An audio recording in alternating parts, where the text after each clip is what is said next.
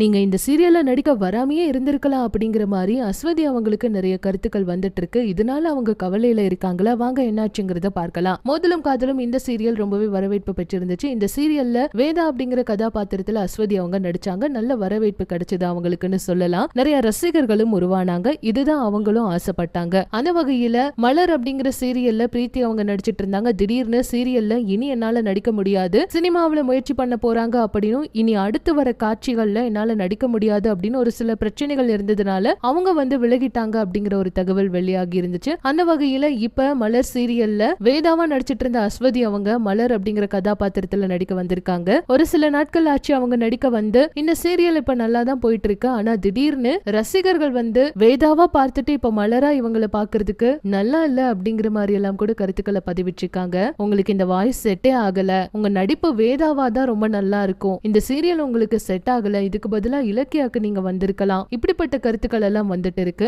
ஆரம்பத்திலேயே இப்படிப்பட்ட நெகட்டிவான கருத்துக்கள் வருது. சோ சீக்கிரமா இதெல்லாம் மாறுமா என்னங்கறத வெயிட் பண்ணி பார்க்கலாம். இதுக்கு முன்னாடியும் ரீப்ளேஸ்மெண்ட் ஆன சீரியல் எல்லாம் இப்படிதான் ஒரு சில கருத்துக்கள் ஆரம்பத்துல வரும். அப்புறம் அதை அப்படியே நடிப்பால மாத்திருவாங்க நடிகைகள். சோ வேதா அவங்கெல்லாம் நடிச்ச அஸ்வதி அவங்க என்ன பண்ண போறாங்க அப்படிங்கறத வெயிட் பண்ணி பார்க்கலாம். நீங்க மலர் சீரியல் பாக்குறீங்களா அப்படிங்கிற உங்களோட கருத்தையும் சொல்லுங்க.